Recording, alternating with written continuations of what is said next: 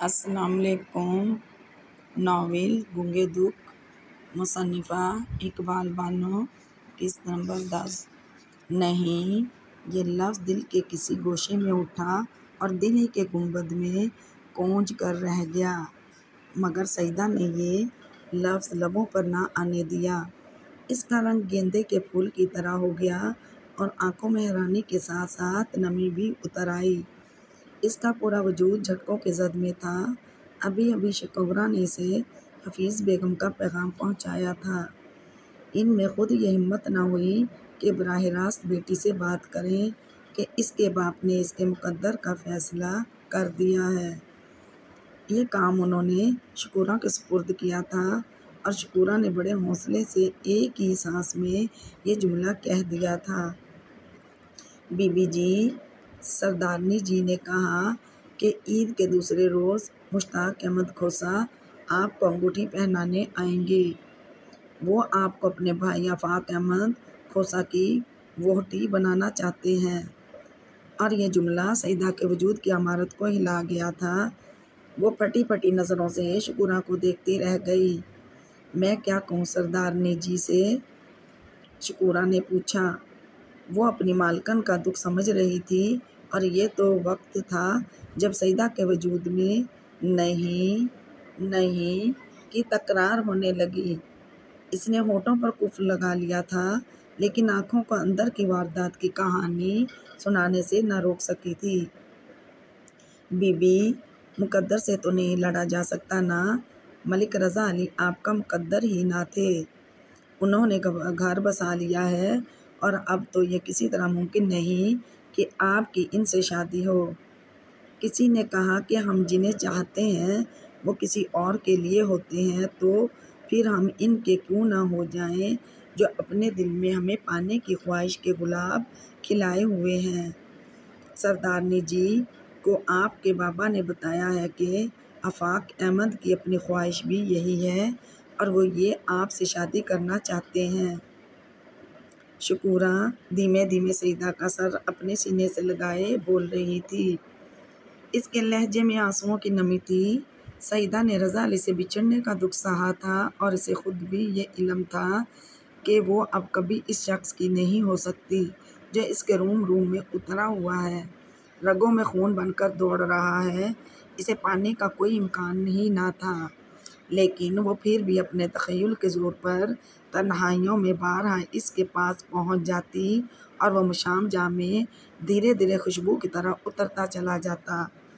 وہ اسے پیار کرتا، دلاسا دیتا، ہمیشہ اس کی محبت کا دم بھرنے کا دعویٰ کرتا اور سیدہ وہ محبت کی دیوانہ بھکارن اپنی تخیلاتی دنیا میں خوش رہتی۔ قدرت نے اسے رضا علی سے دور کر دیا تھا، مگر خوابوں میں، خیالوں میں اور ہمیشہ اس کے پاس ہونا، جس کی باہوں میں سمٹ کر وہ دنیا کو بھول جاتی۔ کبھی وہ اپنے تصور کے رتھ پر رضا علی کو اپنے اس قدر قریب پاتی کہ ان کی سانسوں کی گرمی سے سیدہ کا وجود سلگنے لگتا۔ وہ رضا علی کے سینے پر سر رکھ کر ڈھیروں شکوے کر ڈالتی۔ تصور کی وہ دنیا جو اس کی اپنی سجائی ہوئی تھی اور جو اسے بہت پسند تھی۔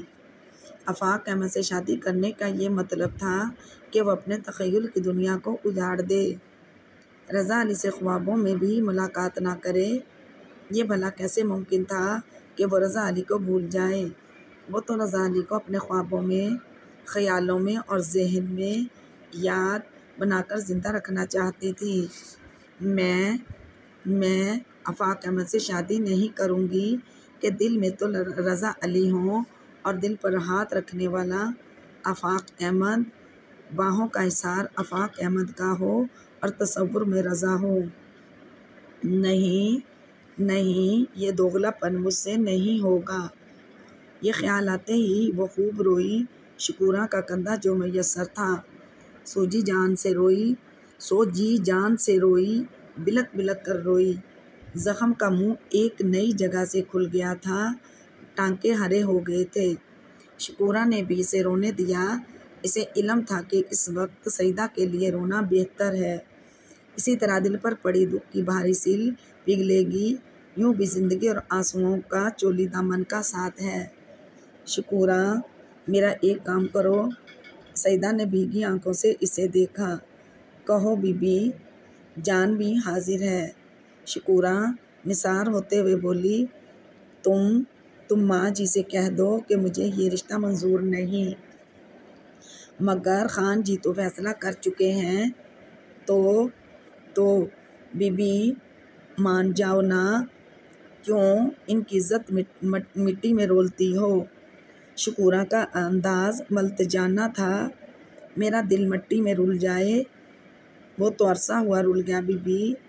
پھر میرا ایک اور کام کرو۔ کیا؟ مجھے کسی طرح رضا سے ملوا دو۔ سعیدہ نے جھجک کر کہا۔ کیوں؟ شکورہ نے حیرت سے پوچھا۔ میں نے اس سے وعدہ کیا تھا کہ وہ میرے جی جان کا مالک ہے۔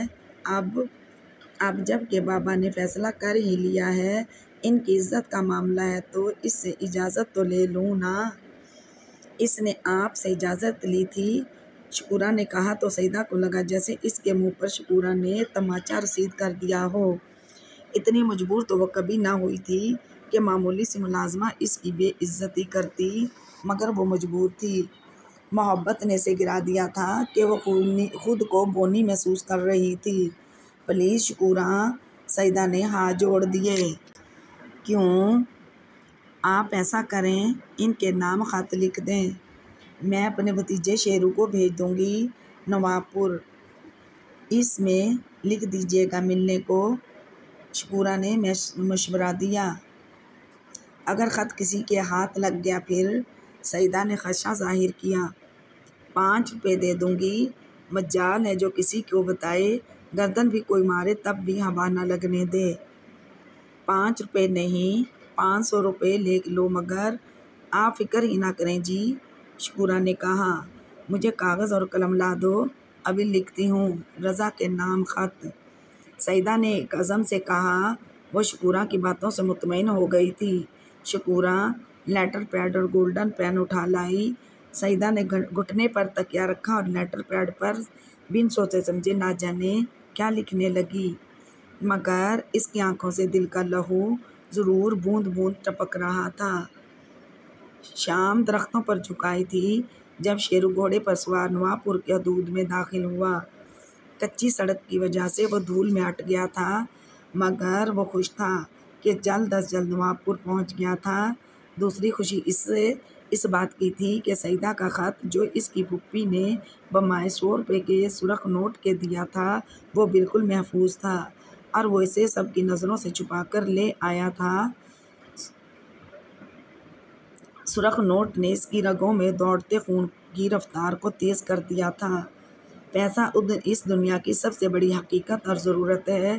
بعض لوگوں کی تو خوشیاں اور غم بھی پیسے کے دھاگے سے بندھے ہوتے ہیں۔ ان کے کاغذ کے ٹکڑوں میں بڑی طاقت ہوتی ہے، جس سے سب کچھ خریدا جا سکتا ہے، قتل تک کروایا جا سکتا ہے۔ اس دولت میں ایک خرابی ہے کہ اس سے حقیقی خوشیاں نہیں خریدی تھیں، اور ہمیں خوشیوں کے لیے قسمت کے تابع ہونا پڑتا ہے۔ تقدیر کے آگے پیسہ بھی ہار جاتا ہے۔ ملک رضا علی گیلانی کے ڈیرے کے سیاہ آئینی گیٹ پر شیرو کو روک لیا گیا۔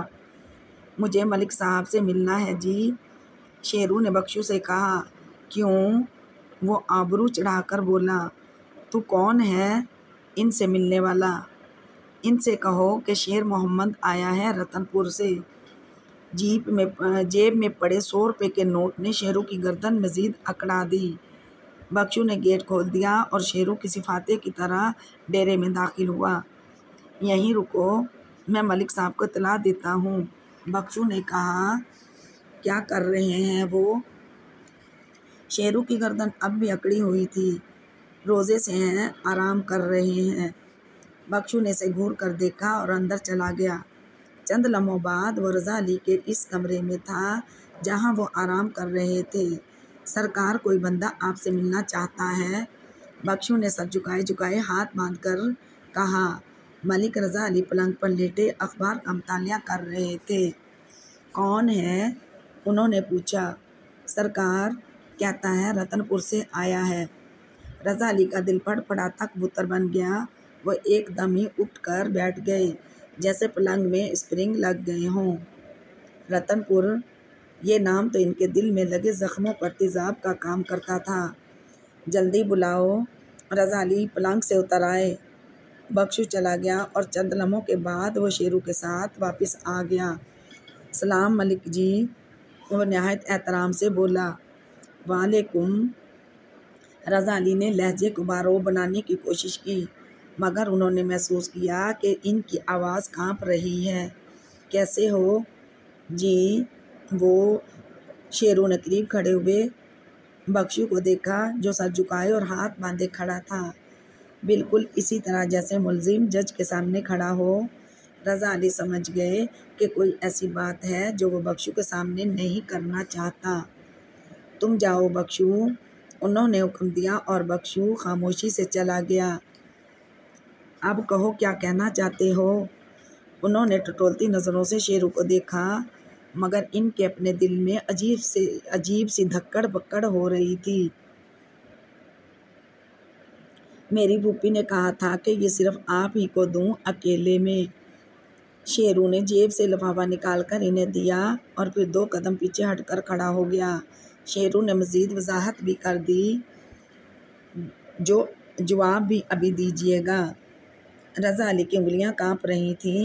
سیدہ کی تحریر تو وہ ہزاروں میں پہچان سکتے تھے اور آج پورے 10 ماہ بعد اس نے انہیں خط لکھا تھا۔ اگر شیرو نہ ہوتا تو وہ اس پتر کو چومتے، آنکھوں سے لگاتے، دل سے بھینچتے۔ یہ لفافہ دیکھ کر تو ان کی آنکھوں میں ٹھنڈک اتری جا رہی تھی اور دل میں تجسس لہریں مار رہا تھا۔ پھر انہوں نے لفافہ چاک کر کے خط نکالا۔ نہایت عجلت میں لکھا ہوا تھا، ڈیئر رضا، میں نے تم سے وعدہ کیا تھا کہ میرے جسم و جاں کے مالک تم ہی ہو، ازل سے اب تک، مگر یہ معلوم نہ تھا کہ ہمارے قول و فعل میں بہت تضاد ہوتا ہے۔ لوح محفوظ کے فیصلے ہمارے قول کی دھجیاں بکھیر دیتے ہیں۔ ہاں رضا، میں تو اپنے قول کو آخری سانس تک نبھا سکتی ہوں، مگر پتہ چلا کہ لڑکیاں اس دنیا کی سب سے مجبور ہستیاں ہوتی ہیں۔ جب تم بہن کی محبت کے ہاتھوں مجبور ہو سکتے ہو تو مجھے بھی بابا جان کی زبان نے بے بس کر دیا ہے۔ ان کا وعدہ پورا کرنے کے لیے میں چاہوں بھی تو انکار نہیں کر سکتی، چاہے دل میں کتنی ہی بار انکار کروں۔ اس لیے ہو سکے تو مجھے اجازت دے دو کہ میں اپنا جسم آفاق احمد کھوسہ کے سپرد کر دوں۔ دل کا کیا ہے، ہمارے دل میں جو بستا ہے وہ دل پر ہاتھ رکھنے والا تو نہیں بن سکتا نا رضا؟ تم اجازت دے دینا، اور اگر تم نے اجازت نہیں دی تو مجھے اس راہ پر چلنا پڑے گا جو قبر کے اندھیروں تک لے جاتی ہے۔ میں تمہاری اجازت کے بغیر آفاق احمد کی نہیں ہو سکتی اور بابا جان سے انکار بھی نہیں کر سکتی۔ پھر ایک ہی راستہ لحد کا رہتا ہے۔ عید کے دوسرے روز وہ لوگ منگنی کی رسم ادا کرنے آئیں گے۔ رضا، میرے رضا، اس وقت شدت سے یہ خواہش میرے دل میں مچل رہی ہے کہ تم میرے قریب ہوتے تو میں تمہارے سینے میں منہ چھپا کر ڈھیر سارے آنسو بہا ڈالتی، تب تم میرے گالوں سے آنسوؤں کے موتی اپنے ہونٹوں میں جذب کر لیتے۔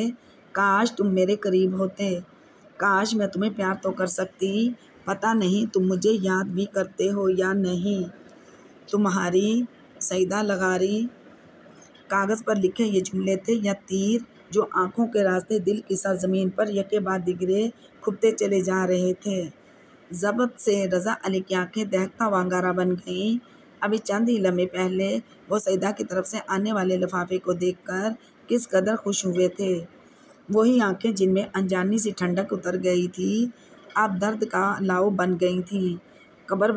قہر برسانے والی گھڑیاں تھیں یہ جو ان کے وجود میں میخوں کی طرح گڑی جا رہی تھیں۔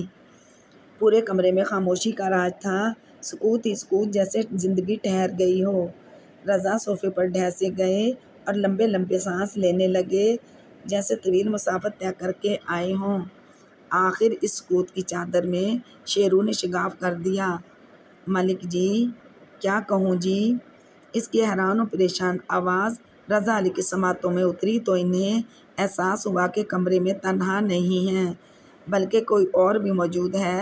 رضا علی نے لہو رنگ آنکھوں سے شیرو کی طرف دیکھا اور بولے، تم جا سکتے ہو، مگر کوئی جواب تو دیں جی، وہ یہ سمجھیں گی کہ شاید میں یہاں آیا ہی نہیں۔ شیرو بھی اپنی جگہ درست تھا۔ کیا جواب دوں؟ رضا علی کے لب کپ کپائے۔ کیا کہوں؟ یہی کہوں نا کہ میری محبت کے مزار پر جتنے بھی پھول چڑھ سکتے ہوں چڑھا دو۔ یہی جواب دوں کہ اپنا جسم آفاق احمد کھوسہ کو سونپ دو۔ میری اجازت ہے، بتاؤ۔ وہ غم و غصے کے کڑاؤ میں کھولتے ہوئے اٹھ کھڑے ہوئے اور ایک جھٹکے سے انہوں نے شیرو کا گریبان پکڑ لیا۔ بتاؤ، میں خود اپنے سینے میں چھرا اتار لوں؟ جی جی، مارے حیرت کے شیرو کی آنکھیں پھٹی رہ گئیں۔ اس کے تو فرشتوں کو بھی علم نہ تھا کہ اس خط میں کیا لکھا ہے۔ بس اس کی پھوپھی نے تو 100 کے نوٹ کے ساتھ وہ لفافہ اسے دیا تھا جو اس نے رضا علی تک بحفاظت پہنچا دیا تھا، اور اب وہ جواب چاہتا تھا، مگر یہاں تو رضا کے ہاتھ میں اس کا گریبان تھا اور اس کا دم گھٹتا جا رہا تھا۔ میرا کیا قصور ہے جی؟ شیرو گگیایا تو انہیں ایک دم ہی ہوش آ گیا اور انہوں نے نہایت آہستگی سے اس کا گریبان چھوڑ دیا اور بولے، ہاں، تمہارا کوئی قصور نہیں، قصور تو تمہارے سارے میرے ہیں۔ وہ بڑبڑاتے ہوئے رائٹنگ ٹیبل کی طرف بڑھے اور ایک کاغذ پر لکھ دیا، اجازت ہے، اجازت ہے، اجازت ہے۔ رضا علی، انہیں یوں لگ رہا تھا جیسے یہ سیاہی انہوں نے کاغذ پر نہیں پھیلائی بلکہ اپنی قسمت کے کاغذ کو سیاہ کر دیا ہو۔ پھر وہ کاغذ شیرو کی طرف بڑھاتے ہوئے بولے، لے جاؤ اور اس سے کہہ دینا کہ میں نے اپنی موت کے پروانے پر دستخط کر دیے ہیں۔ شیرو نے وہ کاغذ لیا اور سلام کیے بغیر ہی اس طرح کمرے سے نکلا جیسے گولی بندوق سے نکلتی ہے، اور رضا علی نے اپنا چکراتا ہوا سر دونوں ہاتھوں سے تھام لیا۔ وہ پلنگ پر گر سے گئے اور پتہ نہیں کیوں ان کی آنکھوں سے پانی بہہ نکلا، وہی آنسو جو وہ صالحہ کو چپکے چپکے بہاتے دیکھا کرتے تھے اور سوچتے تھے کہ آخر یہ روتی کیوں ہے۔ آج پتہ چلا کہ وہ کیوں روتی ہے۔ جب محبت چھن جائے تو یوں ہی طغیانی کے سمندر سے دل کو گزرنا پڑتا ہے۔ آپ ہی آپ رونے کو جی چاہتا ہے، آنکھیں خود ہی آنسوؤں کا غسل کرنے پر مجبور ہو جاتی ہیں۔ انہیں وہ ساری باتیں یاد آنے لگیں جو رتن پور کی اس حویلی میں انہوں نے سیدہ سے کی تھیں۔ وہ ساری حقائقیں یاد آ رہی تھیں، وہ روٹھنا، وہ منانا، وہ لمحے جو پیار کے امرت میں گھلے ہوئے ہوتے تھے، وہ بے چینیاں، وہ بے قراریاں دل میں آنی کی طرح کھب رہی تھیں جو پہلی محبت کا خاصہ ہوتی ہیں۔ گزری ساعتیں یاد آ کر اپنا قرض اتار رہی تھیں۔ وہ دلکش لمحوں یادوں کی پٹاری سے نکل آئے تھے۔ گزشتہ 10 ماہ سے رضا علی ان لمحوں سے نظریں چراتے آئے تھے، مگر آج وہ لمحے اپنا قرض لینے آ پہنچے تھے، تبھی وہ تڑپ اٹھے تھے۔ کچھ فیصلے ایسے ہوتے ہیں جو بعد میں پچھتاوا بن جاتے ہیں، اور رضا علی بھی آج پچھتاووں کے بھنور میں پھنس گئے تھے۔ میں اگر سمینہ کو ڈانٹ ڈپٹ کر دیتا، وہی کرتا جو ہمارے بزرگوں نے فیصلہ کیا تھا، تو اس درد کے صحرا سے نہ گزرنا پڑتا جس نے میری بوٹی بوٹی زخمی کر دی ہے۔ پھر سمینہ بھی اسی طرح تڑپتی۔ عورت تو مرد سے زیادہ حساس ہوتی ہے، بہت نازک بلور کے شیشے کی طرح۔ رضا، ان کے ذہن نے بہن کی طرفداری کی تو وہ بے بس پنچھی کی طرح اپنے وجود کے پنجرے میں پھڑ پھڑا کر رہ گئے اور آنسو ان کی پلکوں پر اٹک سے گئے۔ آج آخری روزہ تھا۔ صالحہ افطار کے انتظامات میں لگی ہوئی تھی۔ سمینہ لان میں ٹہلتے ہوئے عرفان کا انتظار کر رہی تھی، کیونکہ وہ اسے چھوڑ کر دوسرے روز ہی واپس لاہور چلا گیا تھا اور وعدہ کر گیا تھا کہ چاند رات کو ضرور آ جائے گا اور عید کا چاند وہ اکٹھا دیکھیں گے، لیکن وہ ابھی تک نہیں آیا تھا۔ مارے غصے کے سمینہ ٹہل ٹہل کر ہری گھاس کو پیروں تلے روند رہی تھی۔ لگا بیٹھا ہوگا اماں کے کلیجے سے، میری تو ذرا سی پرواہ نہیں۔ وہ ابال کھاتے ہوئے سوچنے لگی۔ صالحہ کو علم تھا کہ وہ اتنی بے قرار کیوں ہے اور کیوں پاؤں جلی بلی کی طرح چکراتی پھر رہی ہے۔ میاں بیوی کے درمیان ایک ایسا بندھن ہوتا ہے جو کسی بھی اخلاقی قدر کا مرہون منت نہیں ہوتا۔ دونوں فریق اس بندھن کے انجانی ڈور سے بندھے ہوئے ہوتے ہیں جو نظر نہیں آتی مگر بہت مضبوط ڈور ہوتی ہے، اور یہ بندھن محبت کا بندھن ہوتا ہے جس میں دھڑکنیں بولتی ہیں اور دھڑکنیں یہ سنتی ہیں۔ زندگی میں صرف دھڑکنوں ہی کی حکمرانی ہوتی ہے۔ سمینا کی یہی دھڑکنیں عرفان کو پکار رہی تھیں، دہائی دے رہی تھیں، مگر وہ تو وعدے نبھا ہی نہ سکا تھا۔ غم غصے کی بھٹی میں سمینا تپ رہی تھی۔ نہیں آتا تو نہ آئے، اب میں بھی ساتھ نہیں جاؤں گی، چاہے ناک بھی رگڑے، سمینا نے تنتنا کر سوچا اور اندر آ گئی۔ روزہ کھلنے میں صرف 10 منٹ تھے۔ سالیہ میز سجا رہی تھیں، وہ ان کا ہاتھ بٹانے لگی۔ رہنے دو سمینا، میں کر لوں گی، مگر میرا کام کرنا آپ کو اچھا نہیں لگتا؟ سمینا نے کہا، کام تو تم ہمیشہ ہی کرتی ہوگی، لڑکی جب میکے آتی ہے تو مہمان ہوتی ہے اور مہمانوں سے کام نہیں کروایا جاتا۔ سالیہ نے اس کے ہاتھوں سے دہی بڑے کا ڈونگا لیتے ہوئے شیریں لہجے میں کہا۔ وہ باہر چلی گئیں۔ بھابھی کے لہجے میں کتنی حلاوت ہے، ان کا لہجہ تو کانوں میں رس گھول دیتا ہے۔ لالا کتنے خوش قسمت ہیں جنہیں خدا نے اتنی اچھی بیوی دی ہے۔ سمینا کھڑی سوچتی رہی۔ اسی دم رضا علی ڈائننگ ہال میں داخل ہوئے۔ ان کے پیچھے ہی سالیہ تھیں۔ ارے تم کیوں گمسم کھڑی ہو؟ رضا علی نے سمینا کے سر پر چیت رسید کرتے ہوئے کہا۔ دیکھیں لالا، آپ کی بیگم مجھے کام نہیں دیتی۔ وہ ٹھنک کر بولی، تم بھلا کام کرنے کے لیے ہو، یہاں کام کرنے والے بتیرے ہیں۔ رضا علی کرسی پر بیٹھ گئے، جیسے کہ میں نہ چاہتے ہوئے بھی سالیہ کے منہ سے نکل گیا۔ رضا علی نے گردن موڑ کر اپنی پشت پر کھڑی سالیہ کو دیکھا۔ رضا علی کی آنکھوں میں کیا تھا؟ سالیہ کا دل کانپ کر رہ گیا اور پلکیں زرد رخساروں پر تھرکنے لگیں۔ رضا علی کی آنکھوں کی تپش نے ان کے وجود کو ہی سلگا دیا تھا۔ وہ پلٹ کر باہر جانے لگیں تو سمینا نے کہا، کہاں جا رہی ہیں بھابھی؟ ماں جی کو افطاری پہنچا آؤں، انہوں نے نہایت آہستگی سے کہا اور ہوا کے جھونکوں کی مانند باہر چلی گئیں۔ اصل میں یہ پورے 10 روز ماں جی نے اعتکاف میں گزارے تھے۔ جب سے ملک علی خان گیلانی نے انہیں دوری کے جہنم میں دھکیلا تھا، وہ زیادہ سے زیادہ وقت عبادت میں گزارتی تھیں۔ چند برسوں سے وہ باقاعدگی سے اعتکاف میں بیٹھ رہی تھیں۔ جب عید کا چاند نظر آ جاتا تب وہ اعتکاف سے باہر نکلتی تھیں اور مالکانی جی کا دیدار کرنے کے لیے گاؤں کی تمام عورتیں باہر لان میں موجود ہوتی تھیں۔ پھر ماں جی سب کے لیے ہاتھ اٹھا کر خدا کے حضور دعا کرتیں۔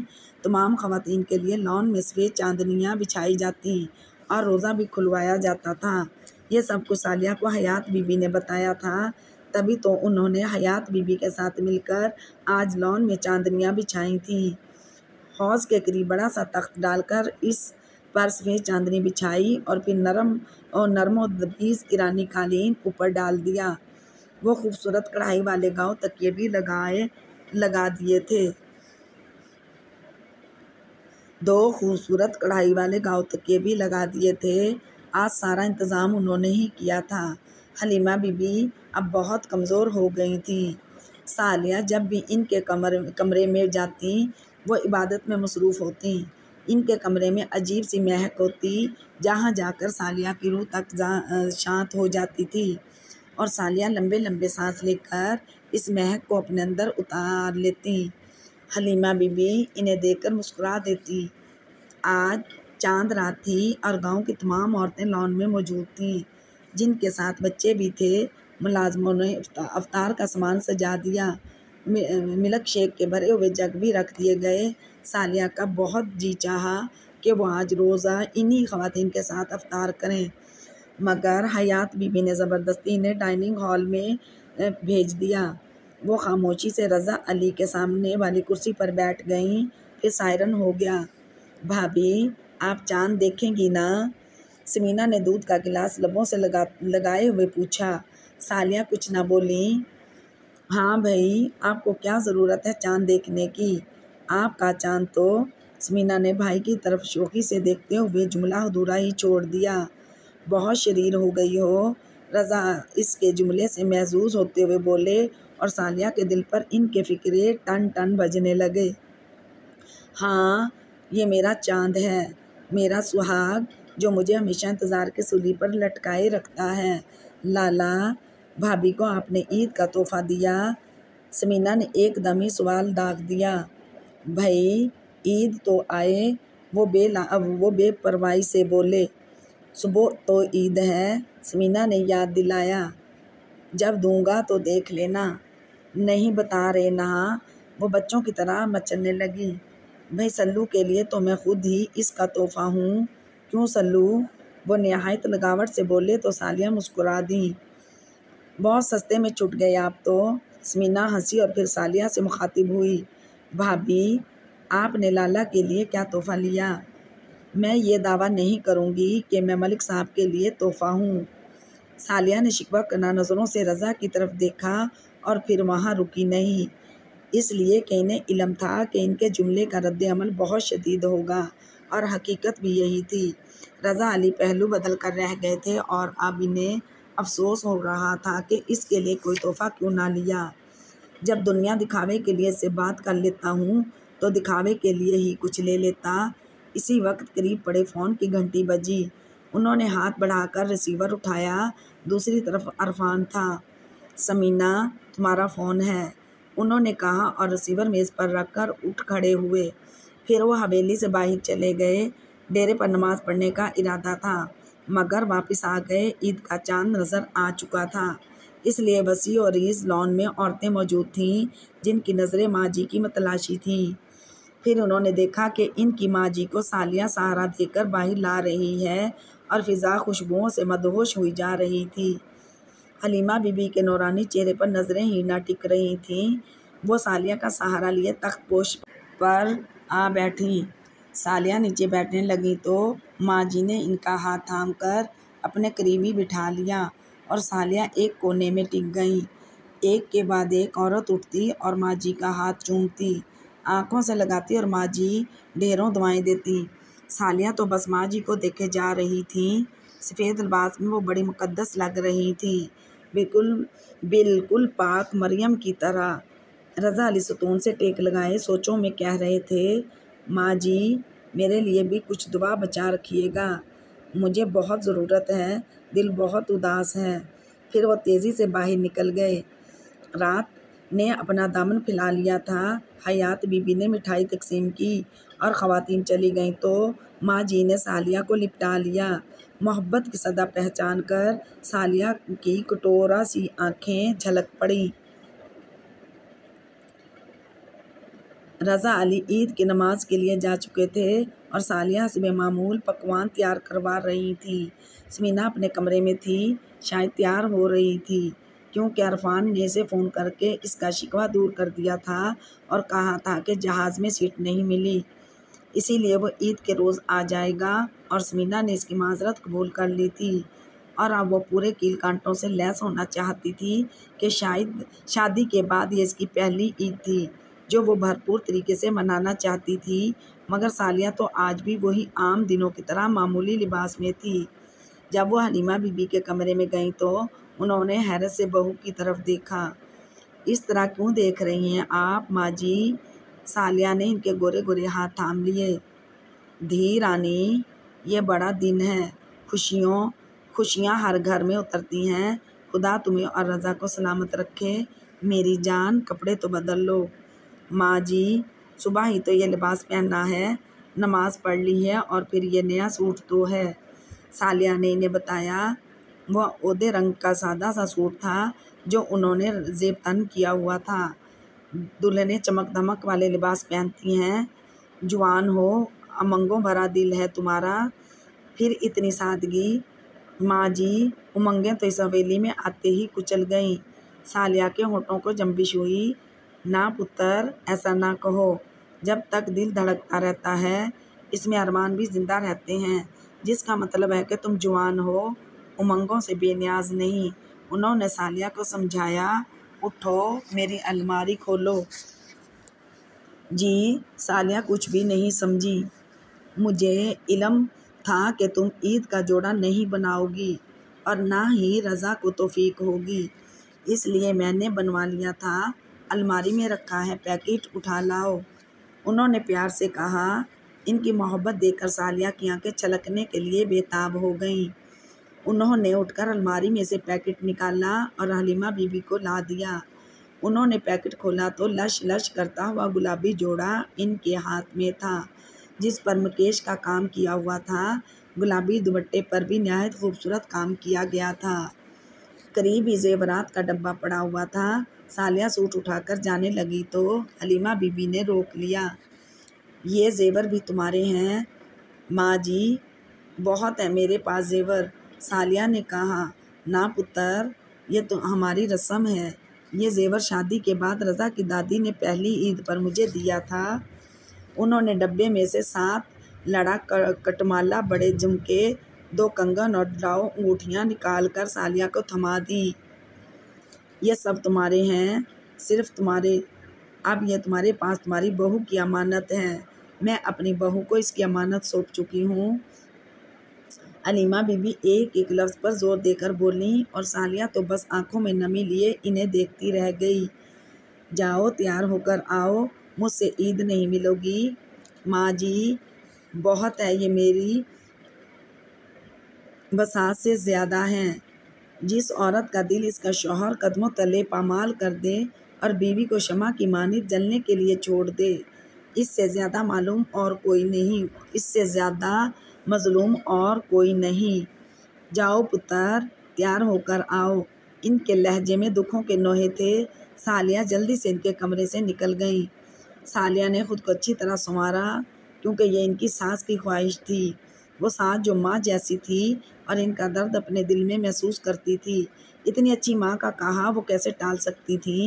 مگر آنسو تھے کہ بار بار کجلے بھری آنکھوں میں آئے چلے جا رہے تھے۔ آنسو، یہ نمکین پانی دکھ سکھ میں ساتھ نہیں چھوڑتا۔ بہت باوفا ہے یہ۔ آنسوؤں کا خزانہ کبھی ختم نہیں ہوتا۔ بظاہر یہ چھوٹی چھوٹی آنکھیں اپنے اندر ایک سمندر رکھتی ہیں، تبھی تو جتنے آنسو بہاؤ پھر اتنے ہی موجود۔ جس طرح سمندر سے جتنا بھی پانی نکال لیا جائے اس میں کمی نہیں آتی، اسی طرح لہریں اٹھتی ہیں، پہلے جیسا ہی شور مچاتا ہے، جھاگ اڑاتا ہے۔ یہی حال آنسوؤں کے سمندر کا بھی ہے جو کبھی خشک نہیں ہوتا۔ صالحہ نے عرصے بعد ہلکا ہلکا میک اپ کیا، سیاہ لمبے بالوں کو پشت پر کھلا ہی چھوڑ دیا۔ وہ سلور کلر کے سینڈل کے باکس لگا رہی تھی کہ رضا علی آ گئے۔ صالحہ نے کھٹکے کی آواز پر سر اٹھایا تو سر اٹھا ہی رہ گیا اور ہاتھ سینڈل پر ہی رہ گئے۔ رضا کلف لگے سفید شلوار کرتا پہننے اور سلیم شاہی جوتے پہننے نظر لگ جانے کی حد تک اچھے لگ رہے تھے۔ صبح وہ جلدی سے تیار ہو کر عیدگاہ چلے گئے تھے اور صالحہ جی بھر کے انہیں نہ دیکھ سکی تھی، اور اب سارے حجاب ختم کر کے وہ انہیں دیکھے جا رہی تھی۔ رضا علی کی حالت بھی ان سے مختلف نہ تھی۔ ان کی حیران حیران نظریں صالحہ پر جمی ہوئی تھیں۔ وہ پوری کی پوری اپنے بالوں میں چھپی ہوئی تھیں۔ آنکھوں نے تو آنسوؤں کا غسل کر لیا تھا، جو اور بھی نکھری نکھری سی لگ رہی تھیں، جن میں سرخ ڈورے لہرا رہے تھے۔ لبوں پر گہری لپسٹک اپنا رنگ دکھا رہی تھی۔ رضا علی کی نظریں ان کے گریبان کی گہرائیوں میں اٹک گئیں۔ انہیں اس طرح غور سے اپنی طرف دیکھتے ہوئے صالحہ گڑبڑا گئیں۔ جلدی سے سر جھٹک کر بال پیچھے کیے اور سیدھی اٹھ کر کھڑی ہوئیں۔ پلنگ پر پڑا دوپٹہ اٹھا کر کندھوں پر ڈال لیا، بلکہ اس میں اپنا وجود بھی چھپا لیا۔ پھر بھی ان کا جسم چگلی کھانے سے باز نہیں آ رہا تھا۔ رضا کے دل میں سرکش جذبے سر اٹھانے لگے۔ صالحہ ماں بننے والی ہے، اس لیے اس پر اتنا روپ ہے، اس قدر نکھار ہے کہ آنکھیں چندھیا رہی ہیں۔ اس کا حسن، رضا، یہ چاندنی کا بہتا ہوا اور دریا صرف تمہارا ہے۔ تم اس کے تنہا مالک ہو، لیکن تم اس دریا سے صرف ہاتھ دھو کر نکل جاتے ہو۔ کبھی اس میں ڈوب کر دیکھو۔ ہمیشہ کی طرح ان کا ذہن طرح طرح کی باتیں کرنے لگا۔ پھر انہوں نے دیکھا کہ صالحہ نے باہر جانے کے لیے قدم بڑھائے۔ نہ جانے کیسے بے اختیار ان کے منہ سے نکلا، عیدی نہیں لوگی مجھ سے۔ ان کے لہجے میں اس قدر حلاوت تھی کہ صالحہ کے قدم زمین میں جکڑ گئے۔ وہ حیرانگی سے شوہر کو دیکھنے لگیں اور اس سمے وہ رضا علی کو بہت اچھی لگی۔ وہ مسکراتے ہوئے آگے بڑھے اور ثالیہ کو دونوں بازوؤں سے تھام کر لگاوٹ سے اس کے حسین چہرے کو دیکھتے ہوئے بولے، کیا لوگی؟ جو آپ کا جی چاہے۔ بامشکل ثالیہ کے لبوں سے نکلا اور پھر ان کے لہجے کی اس معصومیت پر رضا علی ہار گئے اور انہوں نے ثالیہ کو قریب کر لیا اور اس کے لب لعینین چوم لیے۔ یہ ہے تمہاری عیدی۔ ثالیہ کو تو کچھ ہوش ہی نہ تھا۔ آج اس قدر نوازشیں اور اچانک ننھا سا دل یہ سب برداشت نہ کر سکا اور بیٹھنے لگا۔ وہ اپنے حواسوں میں نہ رہی۔ چند لمحوں بعد ہی وہ رضا علی کے بازوؤں میں جھول چکی تھی اور رضا علی اس کمزور لمحے کی گرفت سے آزاد ہو گئے تھے۔ تبھی انہوں نے نہایت غصے سے ثالیہ کی طرف دیکھا، پھر انہیں پلنگ پر لٹا دیا اور خوابگاہ سے تنتناتے ہوئے باہر نکلے۔ ان کے دل پر عجیب سا بوجھ آن پڑا تھا۔ وہ حیات بی بی کو ثالیہ کی خوابگاہ میں بھیج کر ڈیرے پر چلے گئے، بلکہ واپس اپنی روش پر ہی لوٹ گئے۔